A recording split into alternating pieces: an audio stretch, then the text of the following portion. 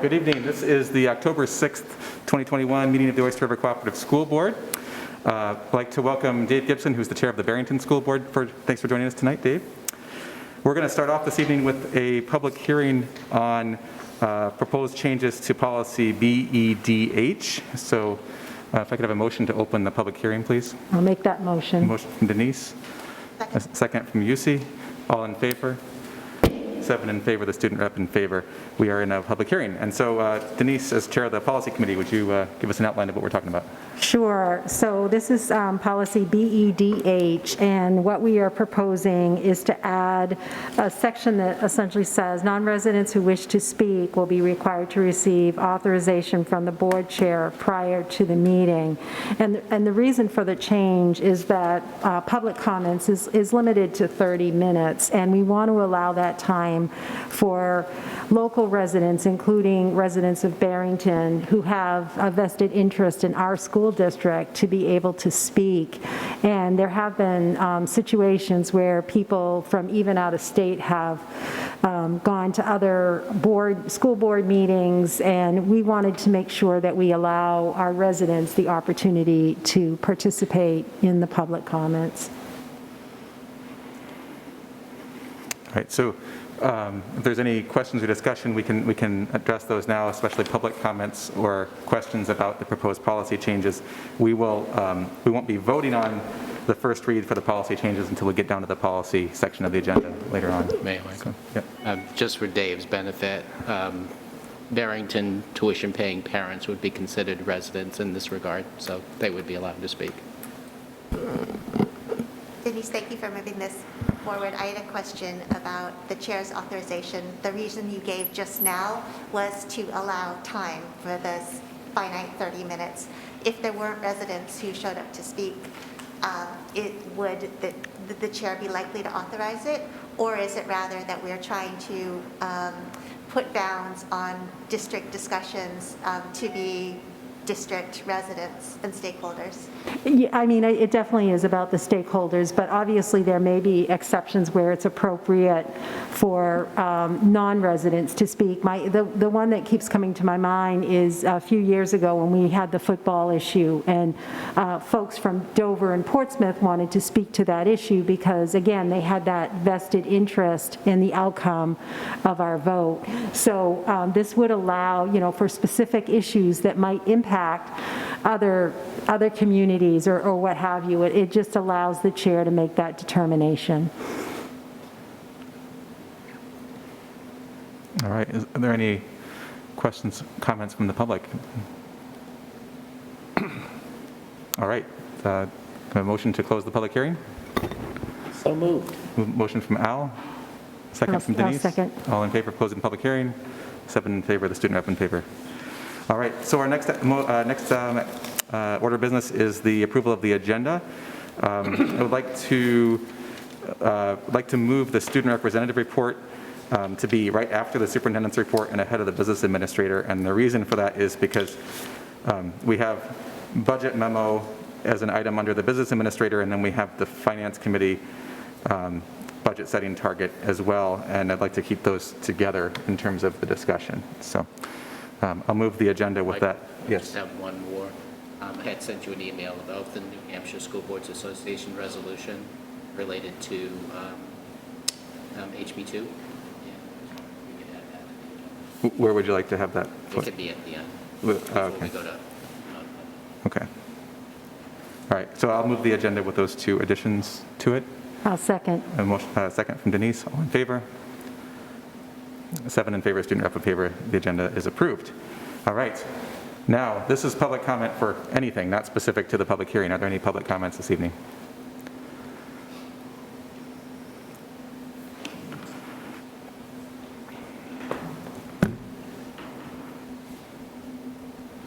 Let's see where it is.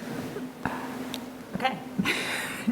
Hi, I'm Janet Perkins Holland from Durham. My husband and I have 3 children, in 2 of whom have graduated, proud graduates of Oyster River District, and one, with any luck, will be getting her diploma in June. And I'm speaking tonight in favor of expanding the diversity and equity initiatives in our district. This is something that I've been rather personally obsessed with in the past year or so, so may not be the last time that you see me up here speaking in front of the school board, but I'm just really excited and positive about the opportunity that this affords us. And I'm just thinking about the great work that's already been done by the Diversity, Equity, and Inclusion Committee that we have here. And also in favor of a more formalized coordinator for such a committee. And I think I just wanted to bring a positive spin on this in a year or two that's been less than positive for all of us. And I'm just thinking about that some will think about what will be lost if we gain this, what will be lost, or in the case of divisive comments, how people will be made to feel ashamed or bad, or in some cases, my husband is an example of what will this cost.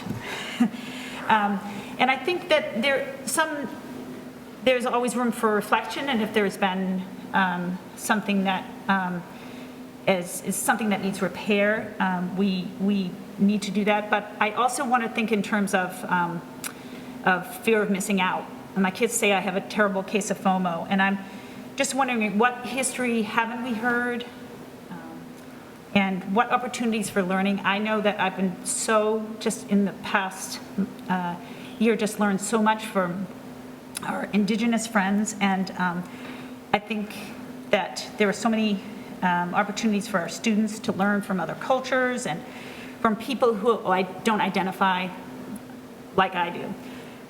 So I'd like to support this as new initiatives going forward for our students in terms of learning and extracurricular activities and even post-graduate opportunities. And I will finish by saying that this is not somebody else's work. This is our work. Thanks. Thank you.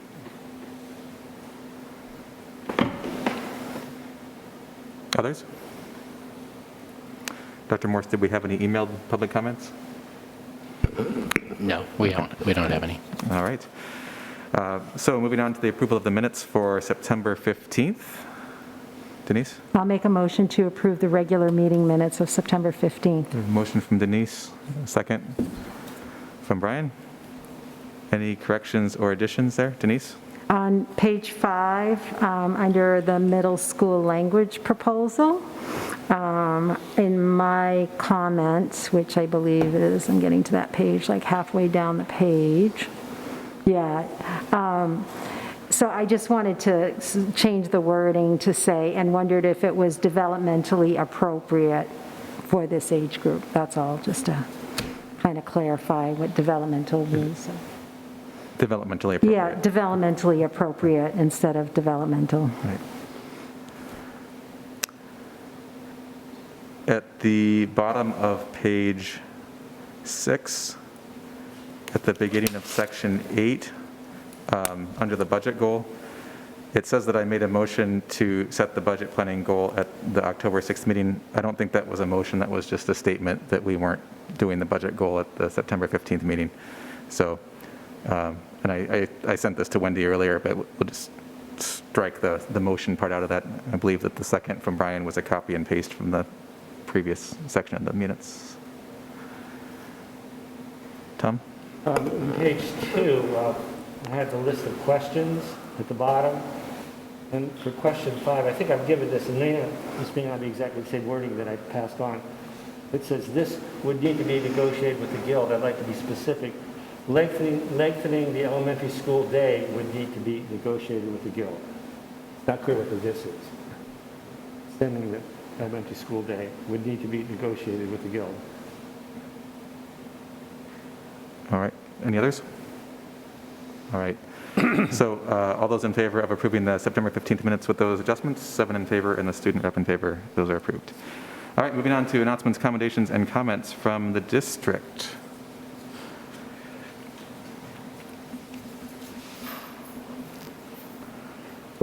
Good evening, everyone. David Goldsmith, principal of Moheramet. I'm just here to report on our first month of school. It's been a really great one. As I talked about it the last time I was before you, we continue to readjust and relearn school processes, what it's like to be surrounded by so many students all the time, and how to enjoy that and also focus on our learning. So that's a big piece of what we're doing in school. We had an all-school assembly. We try to have one every month. We had to have it on Teams because the grass outside was soaking wet in the morning and it was raining. We're getting used to that sort of addition to our day. It's a great use of our technology platform. So all the classes had their Promethean boards up with Teams on it, and we said hi to every class around the school, and students led the pledge like they do every day, but this time they did it on Teams. And we were celebrating our Year of the Artist, and so we were talking about a question that we had asked the whole school that kids were providing answers for on a big board in our hallway, which was, what are all the different ways that people express themselves through art? And we talked about that. It was a great time, a great way for us to get together at the beginning of the school year. We have a lot of after-school programs happening outside of our building that students get dismissed for over at the Sugar Shack or in some of our fields, which are really great. We do have our pumpkin stroll coming up. It's next Wednesday, the 13th, from 5:30 to 7:30. Last year, our PTO did an amazing job of reorganizing that to what we called a pumpkin roll, because we had everybody stay in their cars and they drove through the parking lot of the school and they could see all the pumpkins.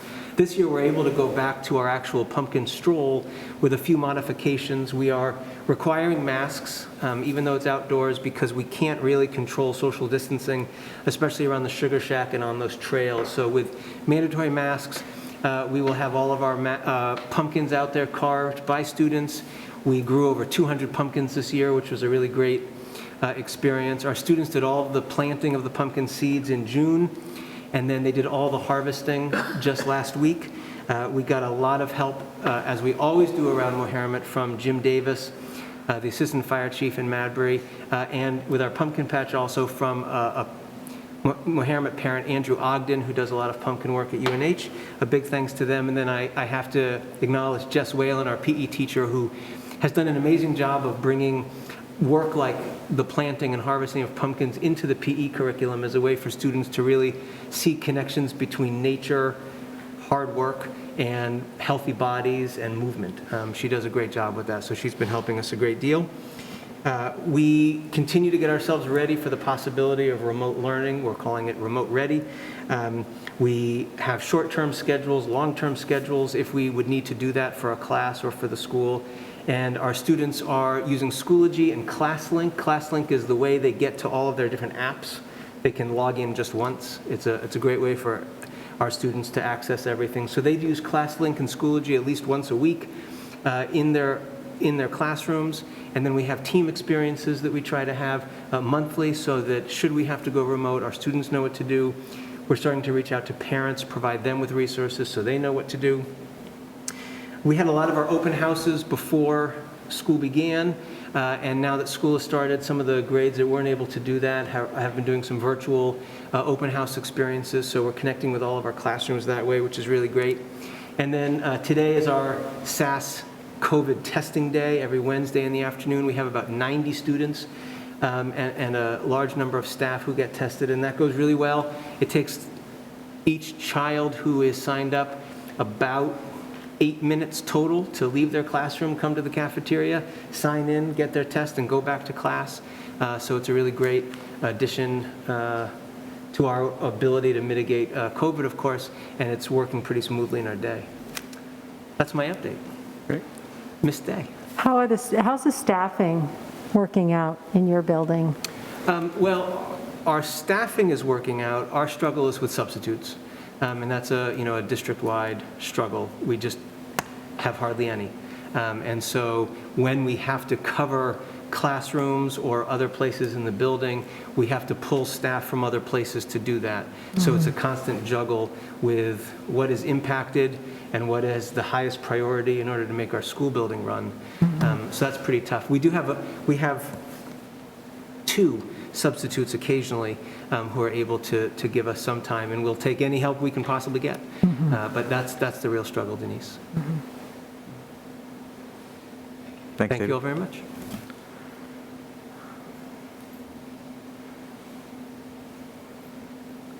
Good evening. evening, Misty Lowe, Mastway School. I second some of the things David said. We are getting into routines at Mastway as well. It does feel good to get back to a little bit of normalcy. We have had a successful fourth grade field trip so far, and we are planning one for kindergarten. So some of those things that we've missed during our time with COVID in the last year and a half, and bringing some of those things back are wonderful. A lot of after-school activities is another example of ways that we're feeling like we're getting back into normalcy a little bit.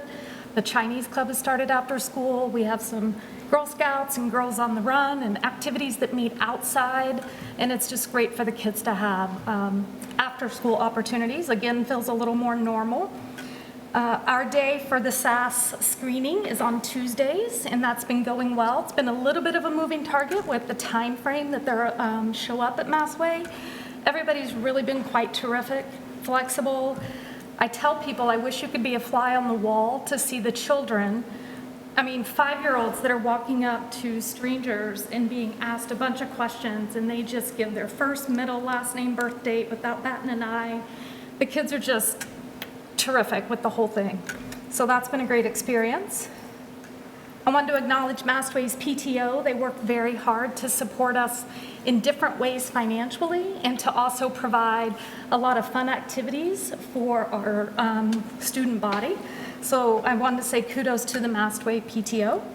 Also want to thank some of our parents. We've had parents reach out to help out with playground activities, creating opportunities for new equipment, and parents are just volunteering their time to try to make the school day and the school experience even better, and we appreciate our parents.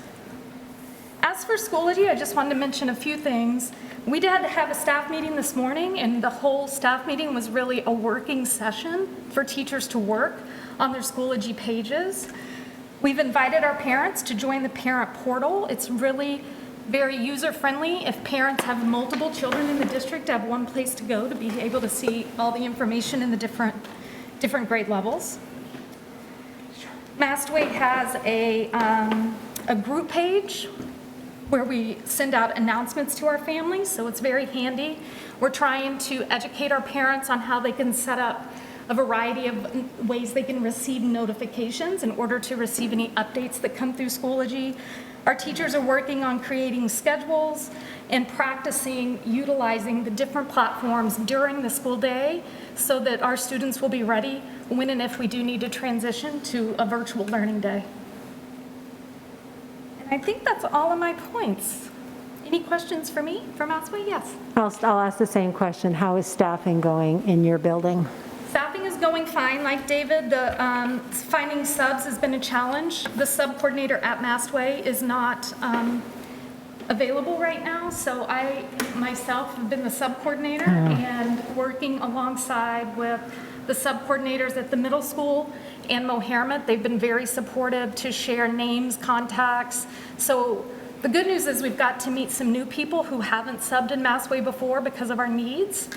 And that's been great, but it is still sort of a little bit white knuckle situation day to day, depending on who's available to sub and who's out. It is unfortunate that we do have to pull our building paras quite frequently, which impacts the building in a variety of ways. But we just continue to problem solve and do the best we can.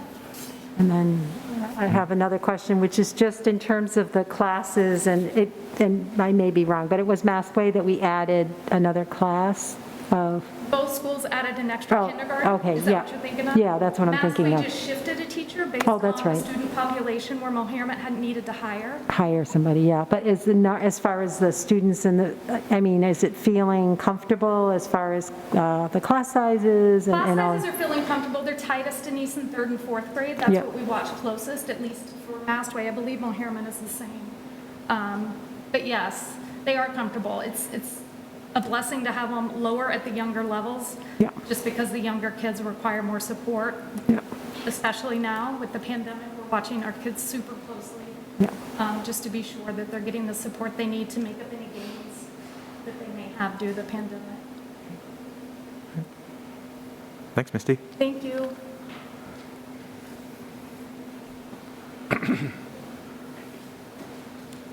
Jay Richard, principal of the middle school. Today, my favorite number is 145. We have 145 days until we move into the new middle school, so I don't do that every day, but it's actually very exciting. It just gives you an understanding. It's coming up quick.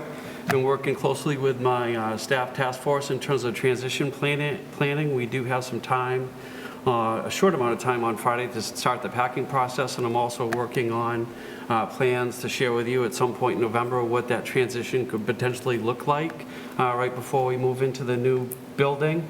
We are finalizing and completing our virtual open houses. Music has a virtual open house next week, and that'll finish things up for our virtual open houses for all our parents.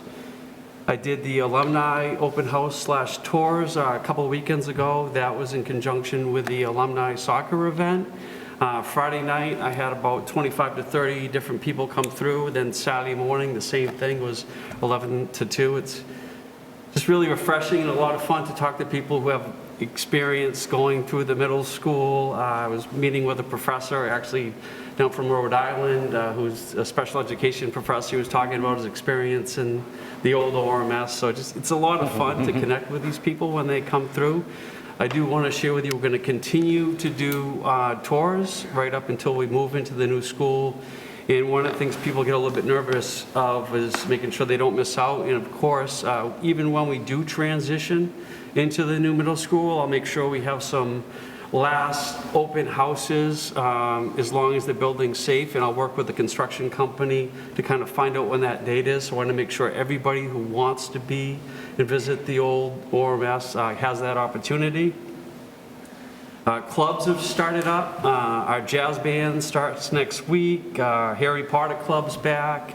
Robotics is very popular. Thank you, Yusi, who's been helping out with that.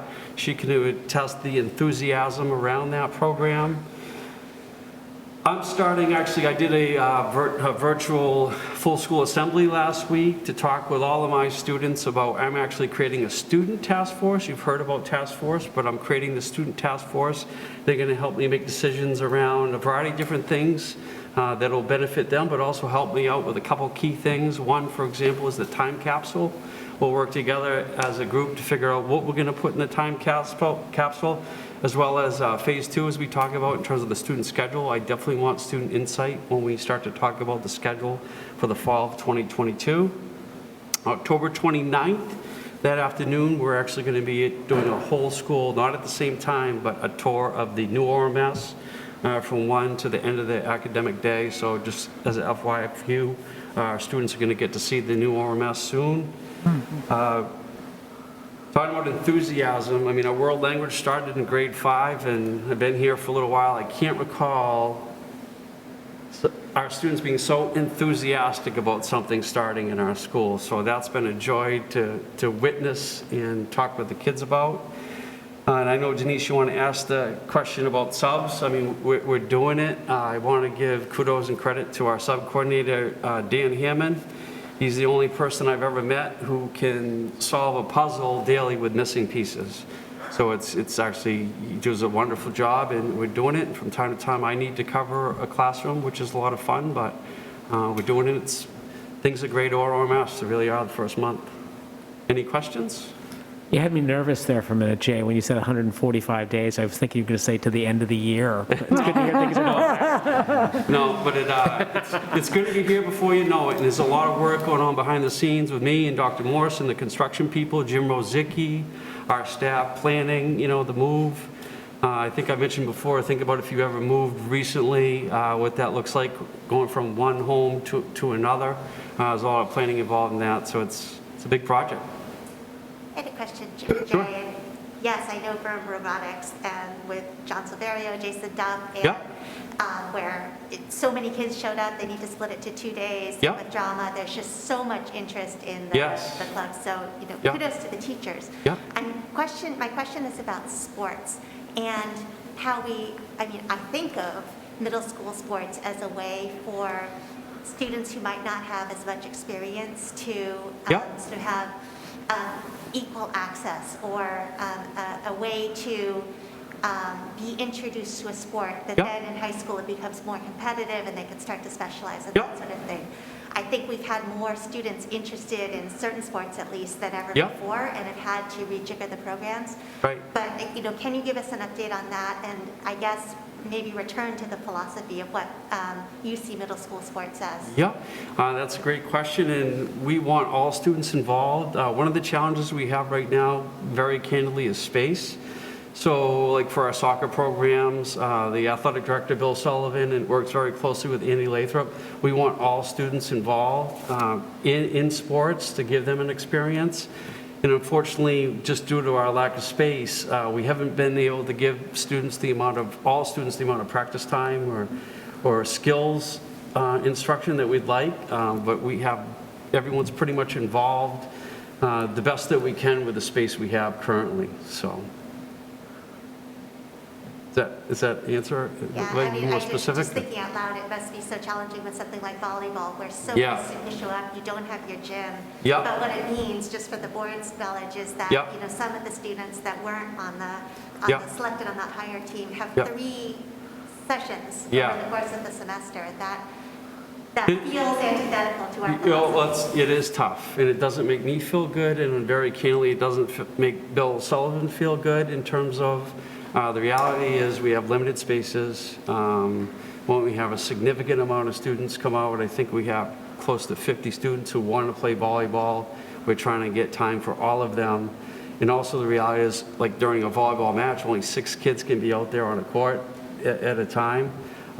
We want to work closely with families, and just as important, if not more important, to students to have that experience in those types of things. I'm not trying to make excuses, but not having a gym right now, it definitely limits that. So I can tell you, when we're in the new ORMS in 145 days, we'll make sure we have offerings to students because our spaces will be much more adequate.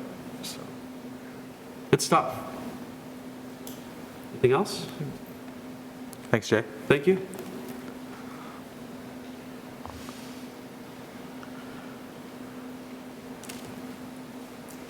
Good evening, Rebecca Noe, principal of Oyster River High School. So first, this month has been extremely active. We've had Spirit Week, the Hypnotist Show, Mr. Bobcat, a pep rally and field day, and our seniors planned the very first fall festival Friday night, which had just about over 150 students come, and we had games all over the field. They had a sectioned off area for dancing 3 feet apart. They did a lot of line dancing, actually, which was a lot of fun to see. Athletics are running really strong. I know our boys cross-country team has won 3 invitationals outright. Our girls team has won 2. Our boys soccer team is undefeated. And it's not just about the winning part, but I think it really goes to show how hard our teams work and the summer work that they put in, so that our athletes they're showing all of that practice and hard work that they did for many, many months now that they're in season. We have our virtual open house tomorrow, so everyone, parents and guardians, should have received instructions for that for tomorrow night, yesterday, in an email. But we've also posted instructions on our website, just in case anybody needs to reach those. Our assistant principals are working on the dress code committee that started last year, and so they've been meeting with students a couple times, and they're looking at other high schools and their dress codes, and they have students working with them. They're going to have parents working with them, so that's something that's ongoing that the school is doing. Our classes are in their 6th week, so students are getting kind of the meat of the different disciplines. So I talked to a student the other day that's working on a hero paper in his mythology class, and it was nice to hear that he chose his dad to write about.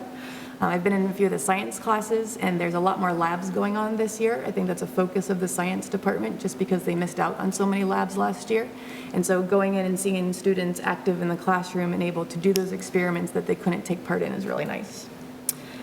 In case we have to transition or pivot, I know we've talked about Schoology this evening, so that is really an active learning page for the high school. Teachers are putting anything on there that has to do with points that will go into a grade, and so that is something that parents and kids can go to keep updated for every class. And then last, I just really wanted to thank the school board and the community. I've received a lot of really positive feedback on the newsletters. And so I want to thank Josh and Bob also from the technology department, because they're helping me work the Power School and School Messenger. There's been an issue there, so soon I'll be able to streamline that a little bit more, so all those attachments are actually embedded in the newsletter. So I want to thank them for all of their hard work, and the technology department too. So, And then SAS, I know our other principals mentioned SAS. We have about 40-something students that are going to SAS and about 30 teachers. And so every Wednesday they go, they have a very specific time that we've given them. So it's either in their lunch, study, or lunch, and we're trying to keep it away from that curriculum time. Any questions? Just, and I can also ask about the staffing at the high school, but the other question is just in terms, I know it's a large class, school population and this year, and just in terms of how that is going with having so many students in the building this year. So far, it's going well. I would have to talk to Mr. Webb to see. I don't know of any issues of getting kids into classes they need to graduate. So that has not been a problem that I've heard about. I can double check with him, but I think we would know that. There are some classes that are more full because we have more kids in the building. And so I think our highest class is 26, and that's an EPW. But there are a couple of classes that have hit around 23 that are some of the core curriculum classes. But other than that, the building is running smoothly. When it comes to staffing, the same issue with subs. Some of the administrators, we have covered classes in the morning until we can get a sub in there or someone else to cover.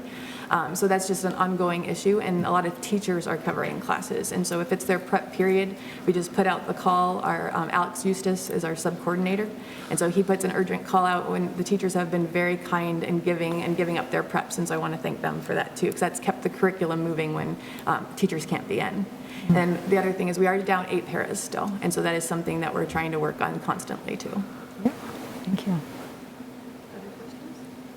All right. Thanks, Rebecca. Part 2.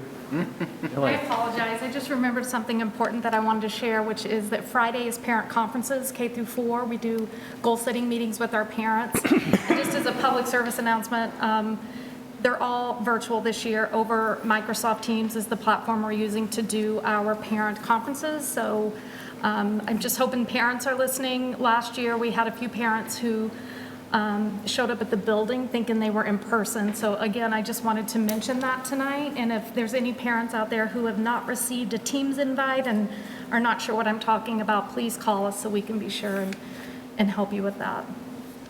Sorry. Thanks, Misty. All right, announcements, accommodations, and comments from the board. Tom. I'd just like to follow up on some of the questions I had last meeting about foreign language in the elementary school. I reread the report, and I also posed a couple questions that were answered by Leslie Ayers, so I would just want to share that. One of my questions was, if you don't expand the school day, what gives, and what would you have to give up? And that's pretty clear in the report that it would be some combination of music, art, library, or PE. There'd be some combination of those that would have to be given up if you didn't expand the school day. It's pretty clear from the report that looks at other schools that have foreign language, that other schools have a longer day by about 20 minutes. So that's how they accommodate that. But if you didn't add the time, you'd probably have to cut something from one or more of those areas. I also asked her about proficiency level. What is our goal in terms of proficiency? And I'll just read you the paragraph that she wrote. If our district chooses to adopt a FLES, there's an FLES is kind of the middle level. FLEX, I'm not sure how these work, is the kind of minimal level exposure. And then, I forget the name of the term, but it's like when you're fully in, immersion, yeah, would require pretty much a bilingual staff to be able to do that. So it's kind of the choices between a FLES, the middle version, or the FLEX, which is the minimal version.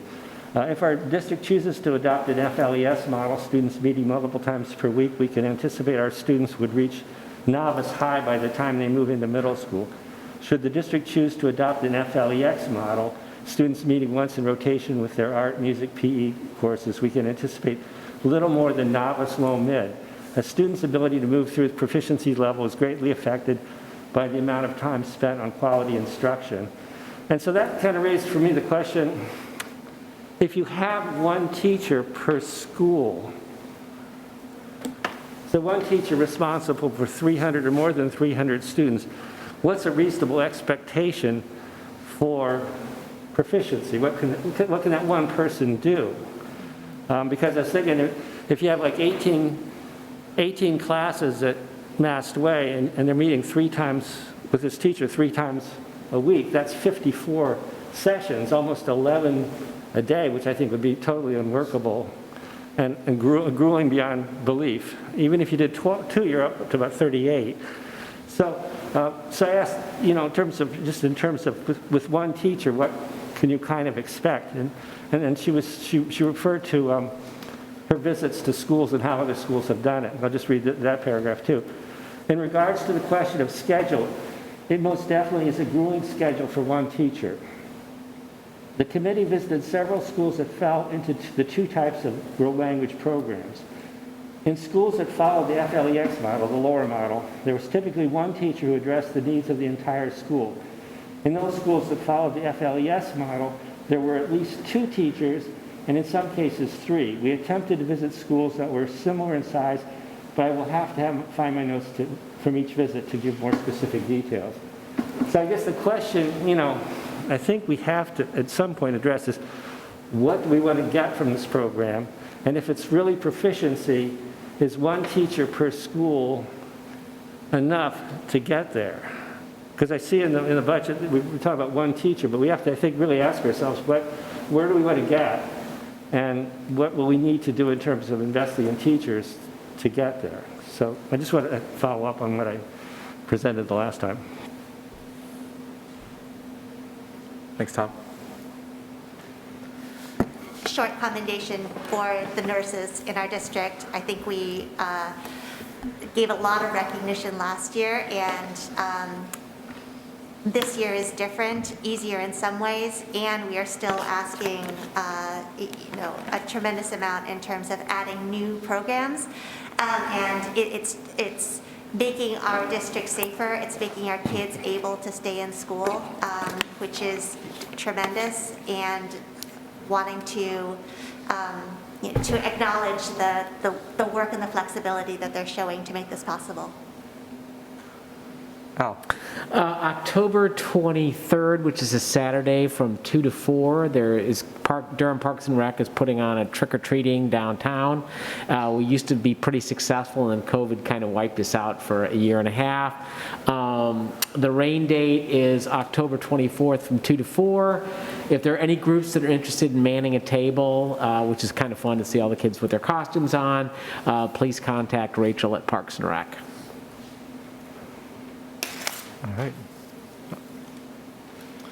All right, so let's move on to district reports. Suzanne?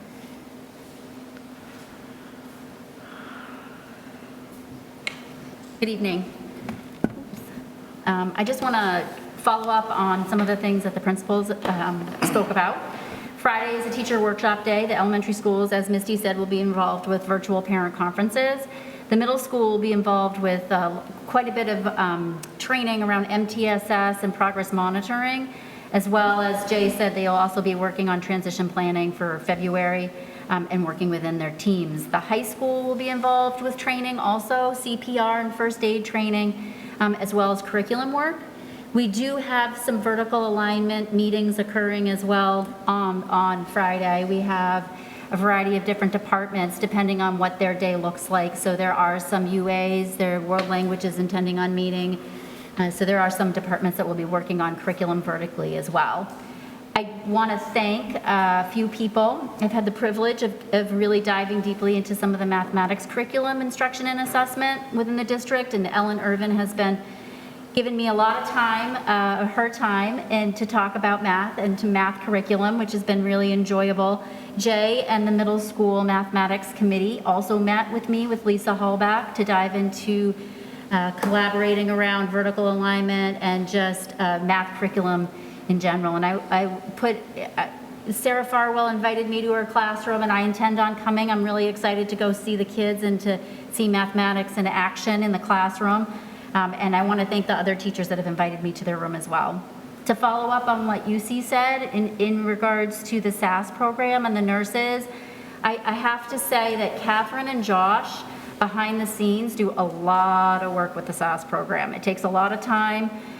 It has taken a really strong team with the principals and with the nurses and with Josh and Catherine to make that program possible. There are a lot of layers there. So I just want to thank them for all of their work behind the scenes on that. And as the principals mentioned, Jim and I have been meeting with the tech integrators as well as the principals on pivot plans, making sure that there's consistency for kids with Schoology, within classrooms, and for parents, so that it's easy if a student or a group of students or anyone has to pivot at any point. Thank you. I don't know if anyone has any questions. You. Thanks.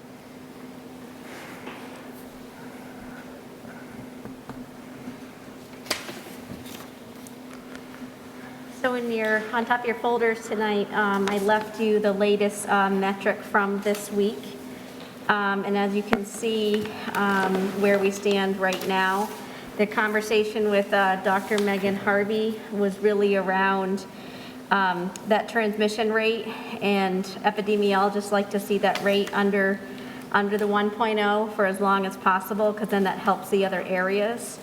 Of course, the concern is we're getting that number down lower, except that we're heading into colder weather and winter. So keeping an eye on it. Of course, we're still in substantial transmission in Stratford County.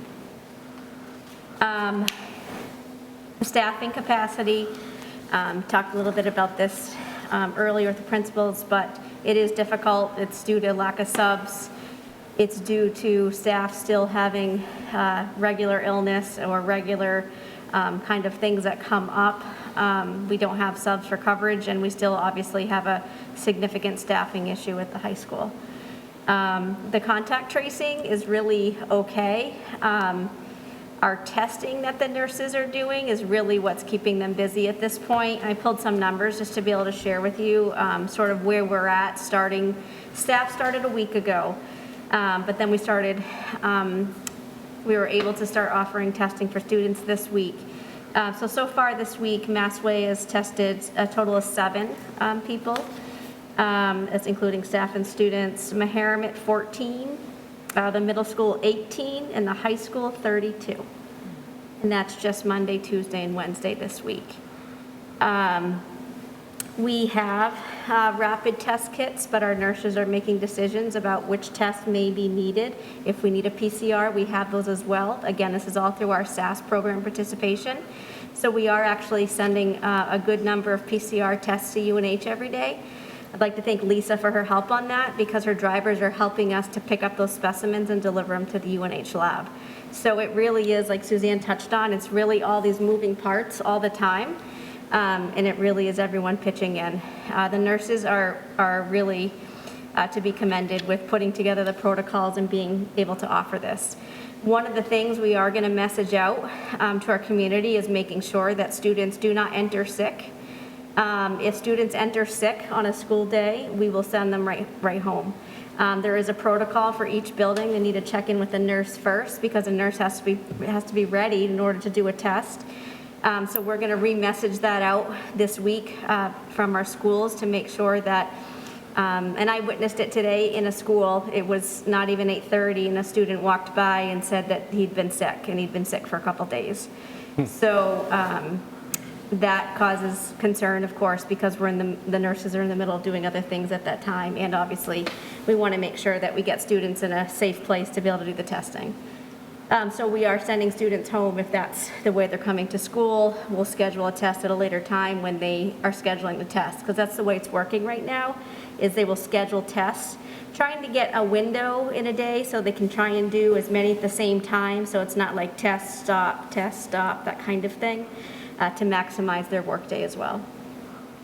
But it's very successful. I would say it's really keeping kids and staff in school. We have kept more staff in school and not put them out and on delay for too long because of regular colds that they're having. So it is helping us an enormous amount. So we are going to be changing our SAS schedule a bit. We'll be messaging that out as well. We're going to move all of our testing to one day, which will be Wednesdays moving forward next week. And that's just in an effort to try and we're going to use kind of the same times at the schools, but just to get the team here one day a week. The program, of course, is expanding to other schools, so we're trying to collaborate with UNH and get our times a little bit shifted so that they can also help other schools. So I think that's the biggest update. For the PCR test that you have to send out, how long typically does it take to get them back? It's about 24 hours. That's good. Yeah, it all depends on what the lab is looking like when they're dropped. So it's been about 24. Yeah, I know there's a real delay in the community, I've seen at my work, it's taking days Yes. for PCR tests to get back. Yeah, and they did say at some point it might turn into 48 hours. So to be aware of that, but right now it's the specimens go over, I get a confirmation from UNH that we have these things. They sometimes need a little bit more information to be able to enter into the system. They push them right through. Like last night, I sent them information. They pushed the test through the lab, and I got the results in a couple hours. It was notified, so that means that other folks were getting results. From a parent's perspective, it's really easy. The kids think nothing of it. It sounds like they're out of class for not very long at all, if at all. And there's just a real reassurance in getting the negative result week after week and knowing that you're contributing to a school community that is, that is more knowledgeable and safer because of that. So I know we're still looking to recruit families, right? Especially looking those that you're looking at, you're like, maybe we can't take any more. But, students too, parent permission for students to participate Oh, for in the surveillance SAS testing? program. Oh, yeah, so the surveillance testing, that's growing every week. So I think each elementary school is grown by 15 or 20 about, yeah. So it is growing, and UNH told us to anticipate, a little bit more growth going into the winter. So it has grown already. Our staff also grew by about 20 as well. So it is growing. And we do have a lot of participation, and the kids are great. They really are, they've got the system and the routine down. They're starting to teach the staff to self-swab, and some of the older students will be starting to learn how to self-swab, so that's good too. I think obviously COVID will be around for quite a while, so just also educating older kids and the adults about how they can also do this appropriately is really helpful. Yeah, the other tidbit is that we can only test students in our school district who attend our school. So we can't, if they do, for example, we can test our preschool age students all the way up to students who are in our high school, but we can't test students who are not in our school. So there's been questions about that. And that's the way the SAS program works. It's a federally funded program, and we do have to follow those rules. And it can't be family members that are living in the home. It really has to be only the students that attend our programs, and then our faculty, staff, and some of our contracted service providers like Stratford Learning Center. Those people can also participate because they're on our regular schedule. Catherine, Brian. before you leave the podium, do you want to speak to this report from the state? Yeah, Brian had a question. Do you have the ability to add onto this metric, maybe at the bottom, the positivity rate or the positive cases we have active at this report in the district? It's on the dashboard already. It is on the dashboard? Yeah. So the amount So if you go to the dashboard, it's reporting, the positive student, staff, quarantine numbers. For each school or for the whole district? Yeah, each school.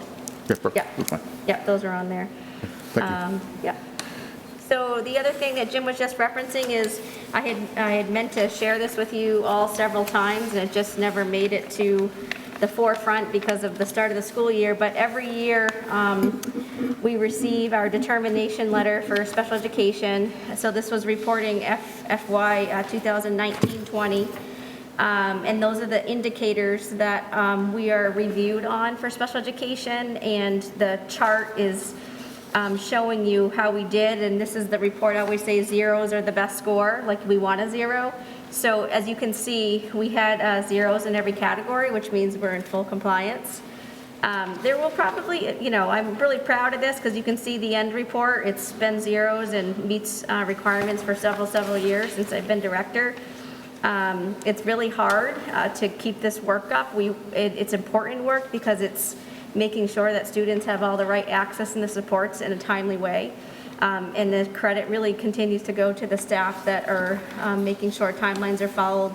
Andrea, Brian, Melissa, and Lori, all at the building level of making sure compliance is on the forefront. So I just wanted to share that with you and to give kudos to the special education department, because this is huge for us. Congratulations. Thank you. All right. Thanks, Catherine. Yeah. All right, Jim. So, the principals had really good reports to share tonight, and I also want to commend them for their organization and the opening of school. COVID is still with us, and it is a cloud over the entire country. This year, with all the kids in and COVID happening at the same time, it does put a weight on the shoulders of our staff, from teachers to support staff to administrators. And the opening was as good as it possibly could be if COVID didn't exist. I'm going to go back to my first year with Tom when he said, well, everything can't be rosy, so tell us the stuff that's not rosy. I think Denise's question hit it right on the head in terms of substitutes. We are desperate for substitutes. We are moving people around like players on a chessboard. When we take a one-on-one para or a special education para away from that student and put them in a classroom, we are impacting that child's education. And so I don't want to minimize the lack of substitutes, because it's having a dramatic impact on our operation. And then the other place, of course, that we've heard about pretty consistently is transportation. I have to say again that Lisa and the drivers have done a pretty fabulous job of delivering and picking up our students. We are 9 drivers short at this point. She is training 3 people, so that's good news. The wage difference that you all approved actually attracted applications, which was exactly what we were hoping for. But even with 3 additional drivers, we're still short, a considerable number in the fleet. And by doing the system in 2 parts the way we did this year, we are able to get the low end of normal on our buses. So Lisa gave me the capacity report for this past week. And in terms of percentage, it ranges from 29% to about 66% occupancy. Overall, it's over 1,300 students, so it's really right within the low end of normal for us. No bus is over capacity, but the issue is really delivery times. So without those extra drivers, the afternoon runs are a little longer than we're comfortable with.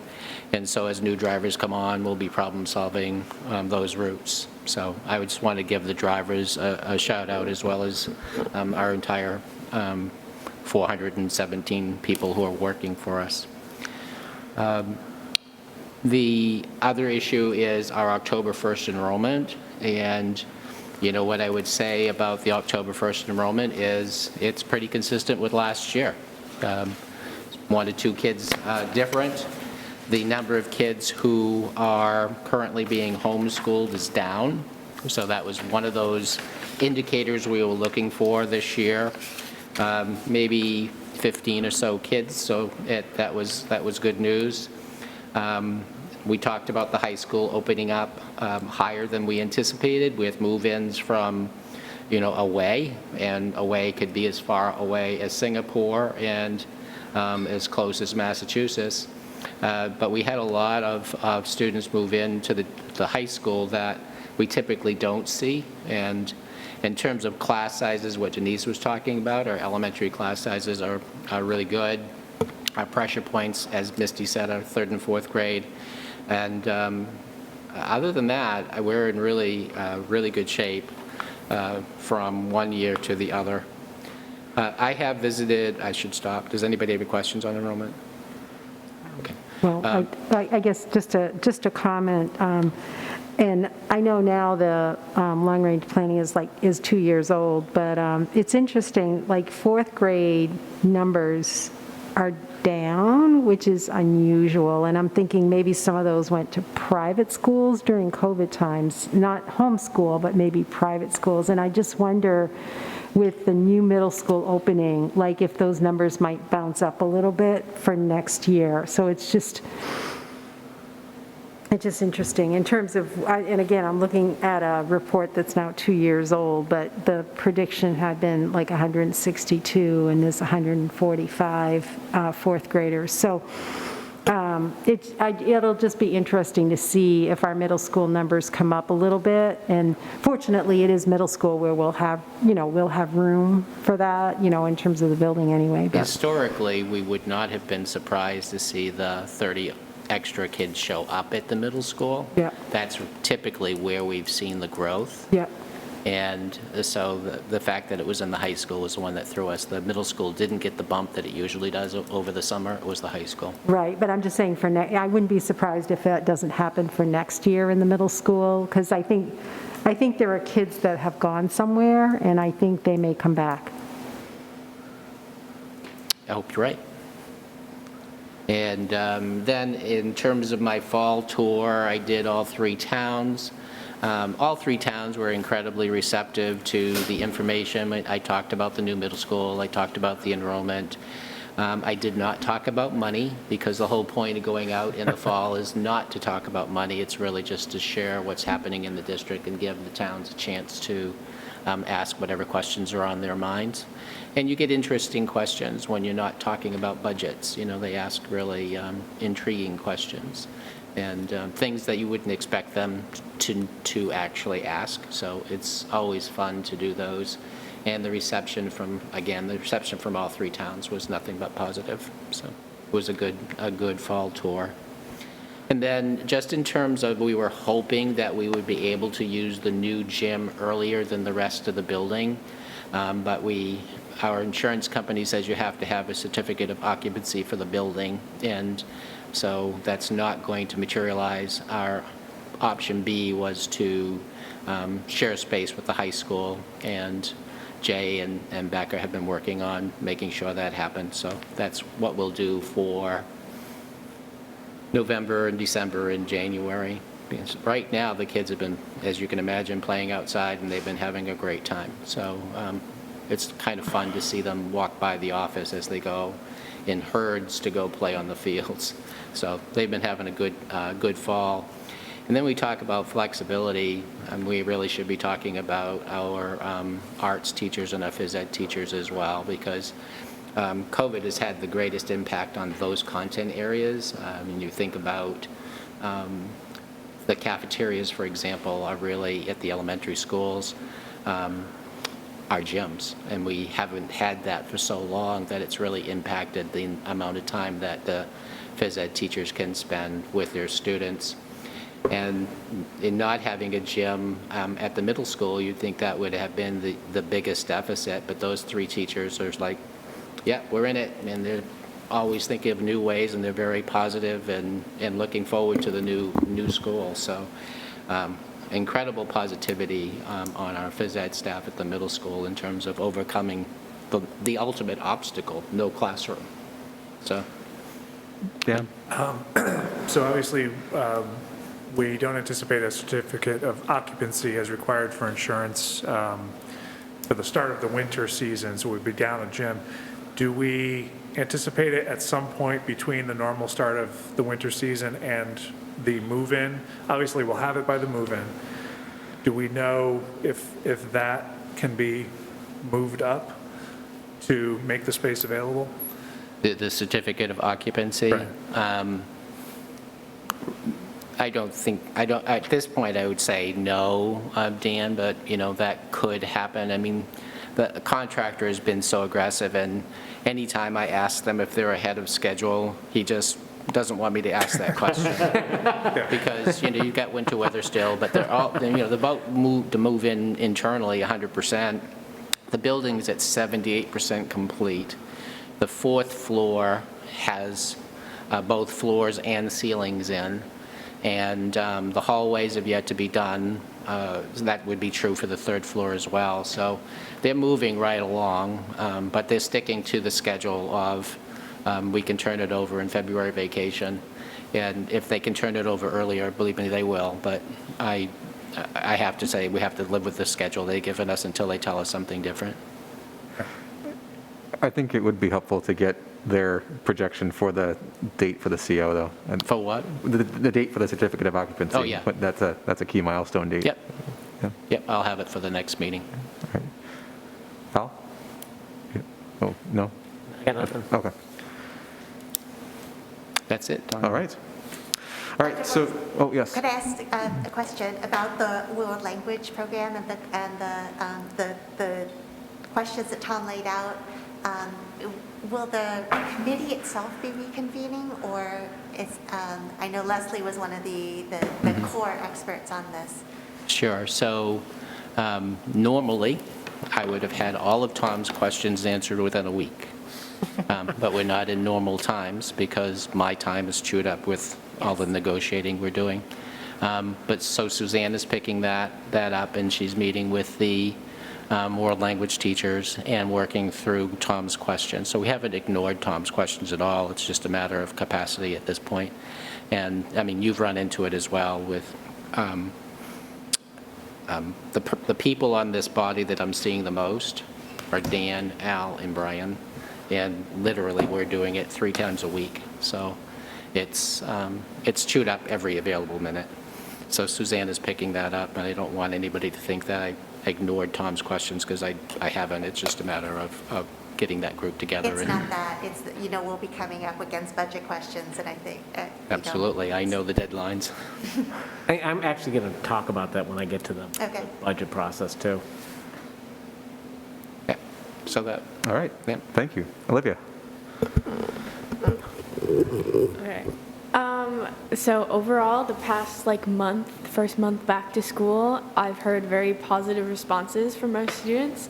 Everyone seems very happy to be back in person. That was like the main thing that everybody was telling me. They said that they feel like they've actually learned a lot more already, like in their classes, and gone over a lot of curriculum. Just like the other things I've heard people say is just like the adjustment, because there's some kids who hadn't gone in person at all last spring. So just the adjustment back in person, they talked about being like good, but still like obviously it's an adjustment, so slightly challenging with like getting the workload back and like the 5 days a week and all that stuff and like the different schedule. The pep rally and Spirit Week was very positive, I would say. A lot of people were very excited about it, especially since there was like 2 grades that had not ever experienced that type of sort of thing.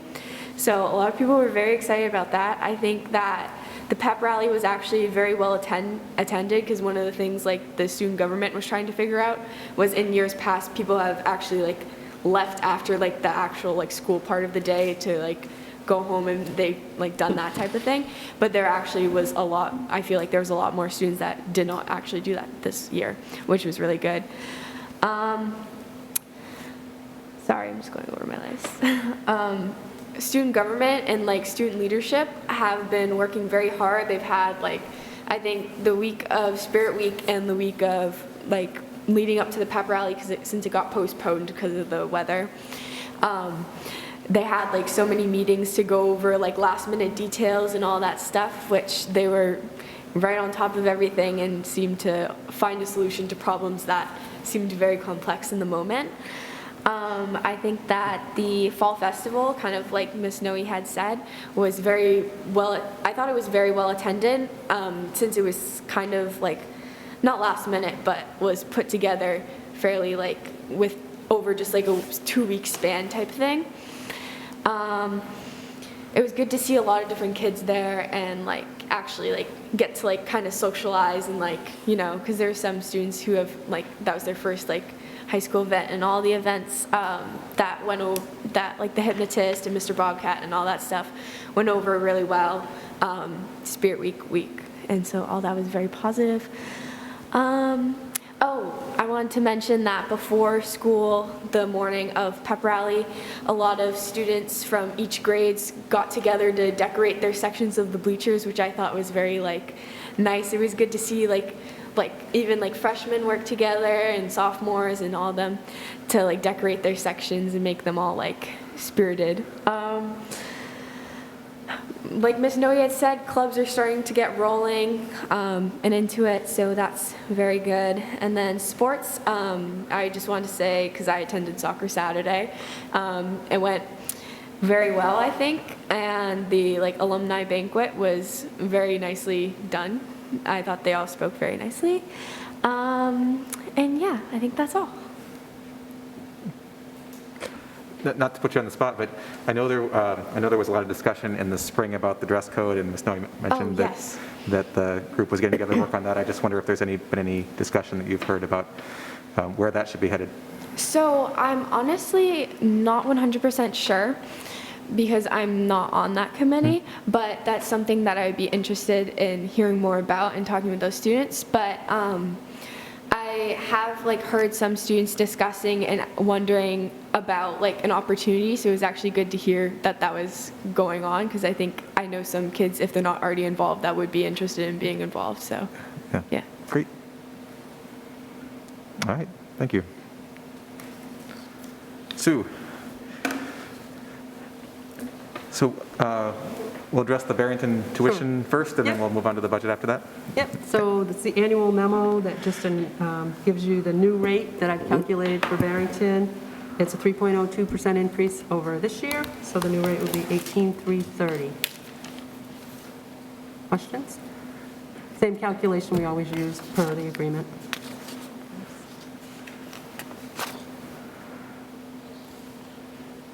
So we've got the memo, we've got the calculations and the numbers for this year and the previous 4 years.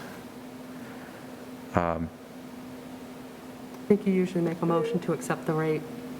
Right. Is there any questions before we go on with that? All right. We have a motion to set the tuition rate. So moved. Moved by Al, a second from Brian. So motion to set the tuition rate at $18,883 for the agreement. Any further discussion? All right. All in favor? 7 in favor and the student rep in favor. So that is approved. And then you have my annual memo with my calculations, my estimates as we move forward to the budget process. Again, we're just starting to put things together, but on the back is the detail of what we estimate will be the increases. One correction, we did get our GMR in health, and it is 4.5%. I'm sorry, say that again. What is it? 4.5. 4.5. And brings that number down to 254, 250. Okay. Oh, that's good. That's good. So that was nice. And we're just starting to go through the budget process with all the departments, putting things together. Getting ready for the... Sorry, I'm going to stop you for a second. So, David, I just wanted to apologize. I should have asked you specifically if you wanted to get any comments or questions about the... No comment. Okay, all right. Questions? Is that the maximum rate? Yes, that Okay, is the so it could maximum. even be lower than that, It could be, theoretically. correct, yes. Overall, I think the whole pool saw 6.2, so we were slightly lower than the whole pool. But, yeah, rates are Good good. news. I just also want to point out that this memo was written before we started meeting with administrators, so this list continues to grow. Of this list, which are already locked in, that's the guild contract, right? Yes. So the guild contract, what about that's the only one, or I guess the health at 10% as well? What was your question? I guess of this list of what the increases might look like, this growing list, which of these are actually discretionary for us and which have already been locked in? Locked The in. first 3 are The first non-negotiable. 3 are The rest- non-negotiable, right. The rest are Right. discretionary. But if you're looking at Sue's memo, the health line, which is the third line, is not going to be 10%. That's what. Yeah, it's that's gonna be- 4.5, right, so that's gone down, right. Yeah, that's a couple $100,000 less. All right, so shall we Shift to, roll into the Finance Committee interpretation of that then? Sure. So, first of all, I'll apologize. I got, we had our meeting, and I am trying to get stuff in the packet, just my notes at least. There was a lot of numbers in there. I got it in the packet. I looked at it, and I was like, okay, let me actually write this up to make sense. And so I spent the weekend kind of writing it up, and I got it into your emails on Monday morning. And so what always drove me crazy about the budget goal is I wasn't sure actually what the heck I was trying to say. And so I think what's really, really helpful is Sue has this master color-coded sheet, and it really helps to explain the budget. And so when you look at her color-coded sheet, there's a blue section, and it's like, actually, when we do the warrant article in March, we vote on really expenses. And right now, as we've alluded to, at this point in the budget cycle, all we really have, or the majority of what we have, is expenses. And so the problem is we don't really get the offsetting revenue until later. And crazy as it may sound, we're in the current budget right now, and we won't actually have them completed until we actually sign the MS-24. So it's down the line. So last year what we did is if you took what was the voted 2021 budget, the baseline was $48,791,231, and that included our general fund, which is our budget, the food service grants, and the warrants that we approved. And so what we did with our budget goal is we said, let's take a range, a 1% range from 2.5% increase to 3.5% increase. We add that to the $48,791,000, and that then provides the administrative team some guidance to prioritize their spending. And so then we come to the voters again, and so last year, it's slightly less than 3 actually, but the budget projected to increase about 3% in spending. And so the actual sum that we put on the 2021 budget was $50,080,250. So that's half of the budget. The second thing is, what is the revenue that we actually use to offset the expenses, and that gives us the actual total apportionment that goes to the communities. And so that's her fancy smancy blue or green thing on there. And so you can see that includes fund balance that we'll calculate by the end of the year, the tuition money that comes in, interest, food service, building aid, vocational aid, grants, Medicaid, and such. So on the MS-24 for the last budget, it was $5,948,328.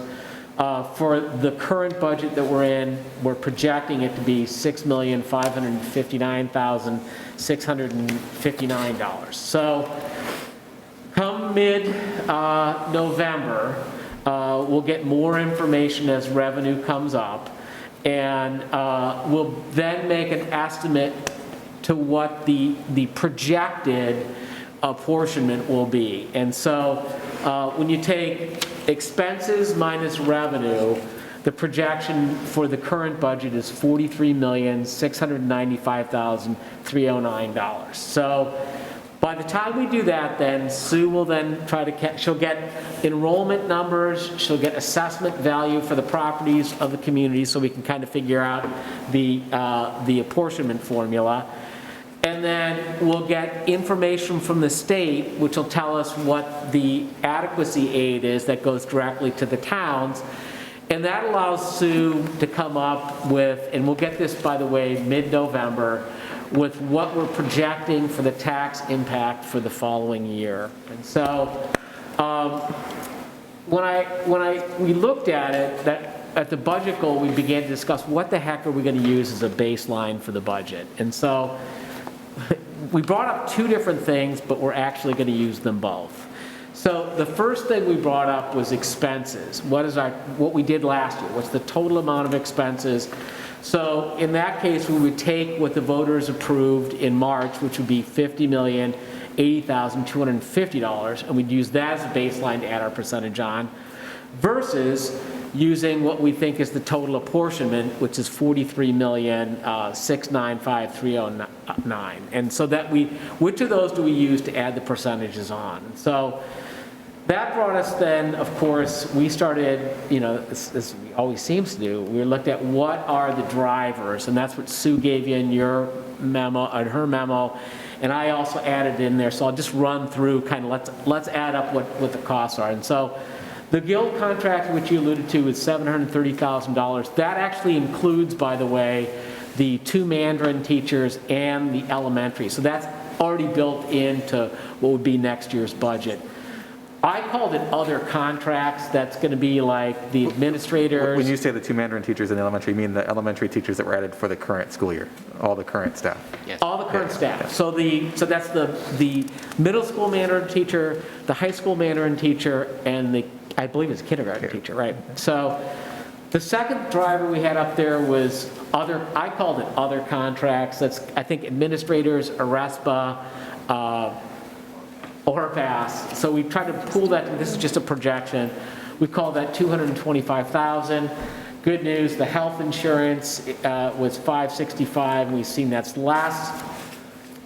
The capital facilities account, what Jim is saying is the difference between last year's capital account and this year's capital account will only be $274,000. I gave you what we're talking about in terms of the capital account. The first 5 things are prioritized. One is, and he's going to have to explain this, moving boilers from the middle school to the high school. There's apparently an incentive to it, so it's really in our advantage to do it. The second is a playground at the middle school, so that was $170,000. The tennis courts are also in there, which is $524,000. A playground at the middle school, which is $100,000. The new one that's really on here is to spend $100,000 for design and engineering at of a new SAU. And then the following budget in the capital improvement plan would be $850,000 to actually build the SAU. Let's see, then next would then be the high school second floor tower, continuing the air conditioning. So that's 1, 2, 3, 4, 5. So that's the first 5 things. Jim's list goes on. He has a couple of additional things if we had money. 3 air handlers at Mastway, which is $210,000. The replacement of a retaining wall at the playground in Mohammed, which is apparently in pretty bad shape, which is $28,000. And then the last one is the renovation of the art room at the high school. Then that brings us to mostly then personnel stuff. The middle school needs 2 additional custodians, the new one, so that's $100,000. As we've talked about, and has been questioned a bunch, the K through 4 adding Spanish teachers is projected to be $80,000. Diversity equity coordinators, another $100,000. $40,000 would be thrown in. Right now we had $40,000 for the communication coordinator. We're going to add another $40,000 to make it a full-time position. There are 3 tutors that are currently being funded by ESSER funds, and there's a request to actually, which is going to go away. So the request is to build those into the current budget. That's $120,000. Then the last one is, I put down another Ellen, but you can't actually replace Ellen. So currently Ellen is the math coordinator, and she's doing it between 2 schools, and so the request would be to have another math position added, so there's 1 at each school, so you don't have to travel, and that adds up to $100,000. So that adds up to $2,434,000, or about a 4.8% increase in terms of requests for spending. And so we sat down and we looked at that and we said, okay, let's go with another 1% range, just like we used last year, but we'll make the range a 3.1% increase to a 4.1% increase. And the reason we came up with those numbers, and actually usually you alluded to it, we took the non-negotiables, which is the contracts, and the health insurance, that adds up to really $1.5 million. So it's about 3% right now. So if we went with a 2.5% increase, we'd actually be cutting. The question then is, which of these two should we use as the baseline to add that percent on? Should we use the sum of expenses, which is the 50 million, or should we use the apportionment, which is 43 million? And so when we looked at it, and I gave you what it breaks down to, we think we want to give a shot to be able to really scrutinize what's on the strategic plan that we go forward. We thought that if you look at the sum of expenses, 3% means you don't really add anything, and 4.1% you get to add something, a bunch. But it's kind of like musical chairs, there's not enough for everybody. So we decided to use that as a baseline, which then brought me to actually, we're going to use both, as I said. That came up to what the recommendation is for our budget goal. And so the way I wrote it up is the school board 22-23 budget will use the March 2021 voter approved 21-22 budget warrant article, which is $50,080,250 as a baseline.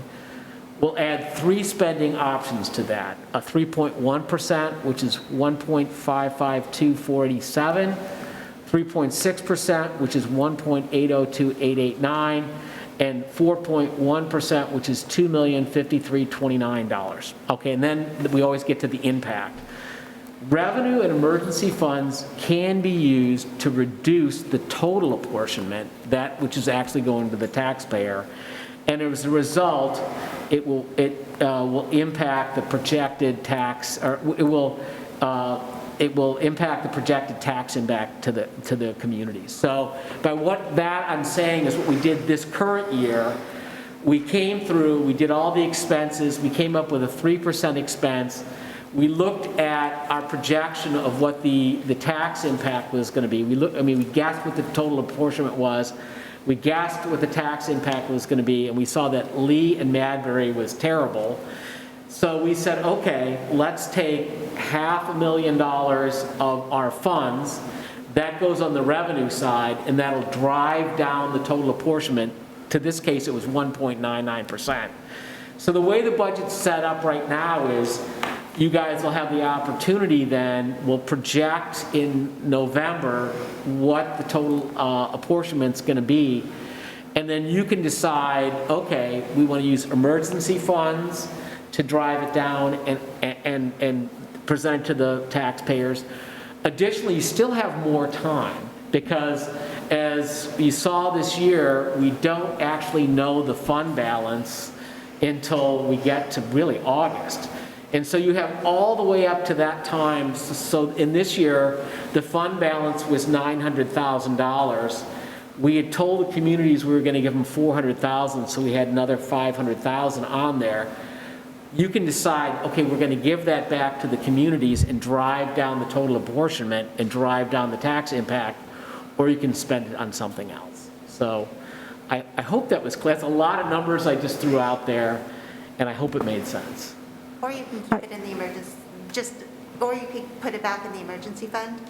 You said Yes. spend it, give it, or you can save it. So you have so again, you'll have options, and again, the tax impact that we're projecting is projecting quite a bit ahead, but you'll have the option of how to spend that money. I think the point really is the recommendation is to build the budget based on 3.1 to 4.1% increase without touching reserve funds. Yes. And then once we know more about the revenue side, what's going to happen with adequacy or whatever, then we can fine tune as much as we have the ability to do local tax impact using reserve funds if necessary, or fund balance. Yeah, because what you're actually going to put on the warrant article is the expenses, right? It's like you're going to put whatever, 50-something million dollars will be sitting on warrant 3. We're going to tell the taxpayer at that point, we project this is what it's going to be, but you actually won't do that until the following fall. Denise. Okay, so I have a couple different questions. So my first question, surprise, right? No, that's good. So the first question is, why is the SAU, that was originally in the 24-25 CIP, it's been moved up. What is the reason for moving it up a year?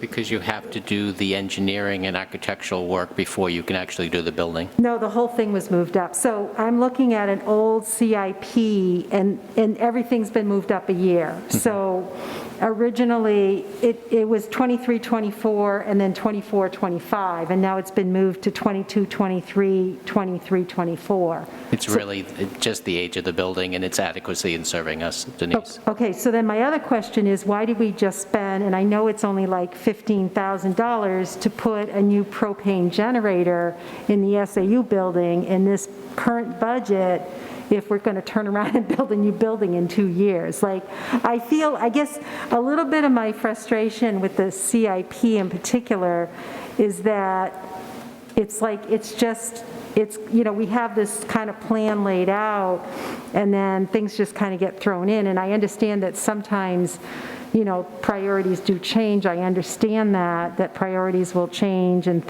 new things do come up. But sometimes I just think it's just like, okay, we're not really sticking to our plan. So I guess my question is, we did just spend that money for a propane generator, but now we're talking about a new building.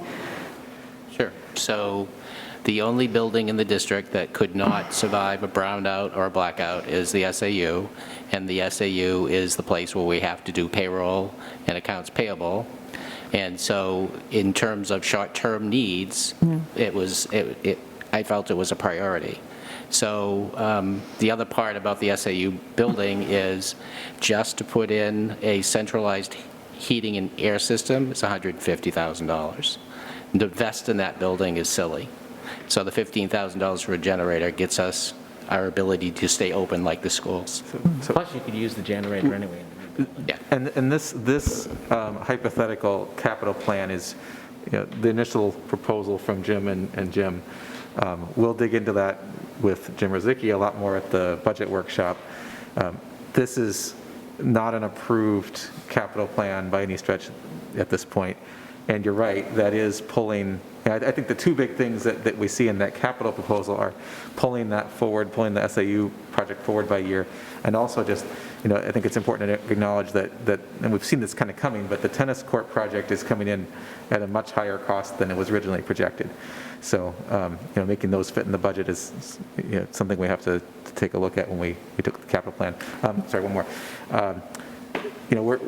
Al mentioned that we are going to be relocating boilers from the middle school, because we had to replace those a couple of years ago to this building before we tear the old middle school down.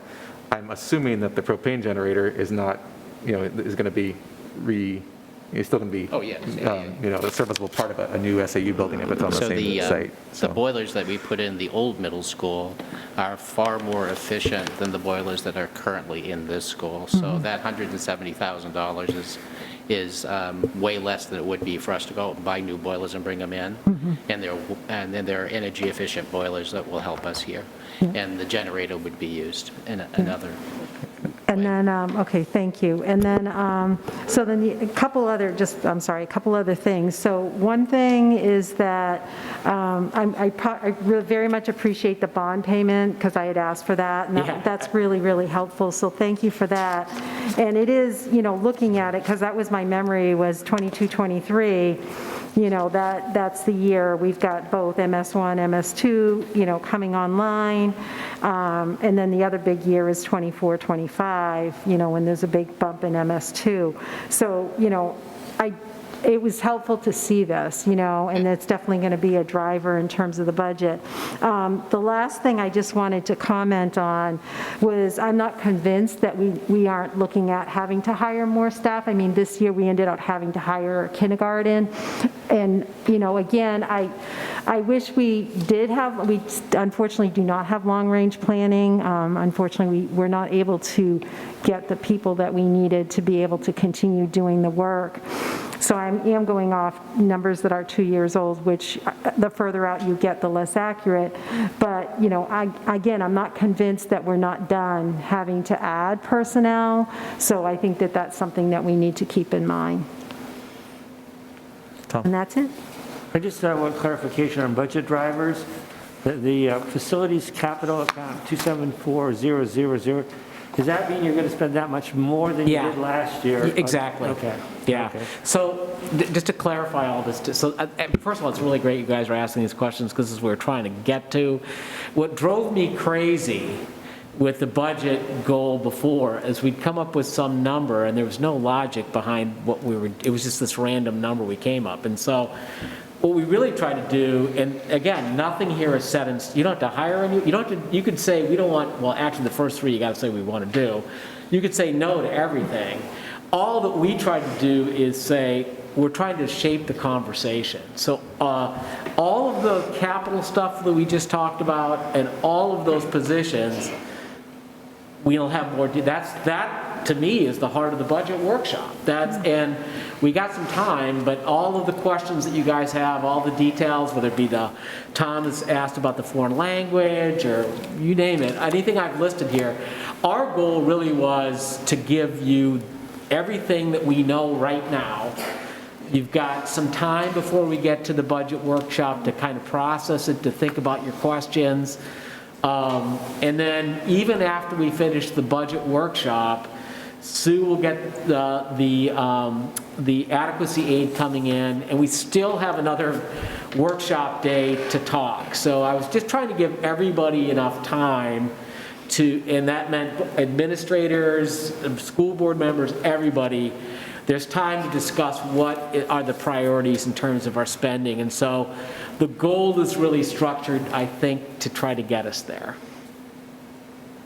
But it is true that if we were to go with the 3.1 to 4.1% range, that is not enough to do everything that's on that list. And as Jim indicated, there's probably more things that will also be under consideration when we get to the budget workshop. So, yeah, setting a goal, even at the 4% level, which is higher than we've been in the past, there are still going to be hard decisions to be made before we finish the budget process this year. I mean, so, go ahead. Motion? Oh, so I think, you know, I think this is my 10th time doing this. I honestly think this is the best budget goal we've written because it really makes, but I think this one really makes sense, and I like the way we've done it now because there's, well, I don't know what any additional questions, but there aren't really any surprises. There's plenty of time for people to think things through, and that was really the goal of the budget goal. I just wonder, we should have a motion to approve the budget goal as presented with a range of 3.1 to 4.1. So I'll make that motion. We have a motion from Tom. A second from Dan. Any further discussion, questions? All those in favor of approving the budget goal? 7 in favor, the student rep in favor. All right. Anything else? All right. Unanimous consent agenda. So I will move, is there anything on the unanimous consent agenda that anybody would like to separate? I just want to separate out the coach nomination. I can explain. All right, we will pull that down to be the first item when we get to discussion. So I'll move to appoint Catherine Ford as the fiscal year 22 affirmative action officer. I'll second. Second from Denise. All those in favor? 7 in favor, the student rep in favor. All right, so we'll take up the motion to approve. Yep, so as included in the packet as presented, the nomination for the lacrosse coach is presented as a fall season coach, and lacrosse, I believe, is a spring sport. I saw Andy earlier, is he still here? No. So I think we should amend that to reflect the appropriate season, and then we can pass that. I mean, it seems like minutia, but I think identifying the correct season is important.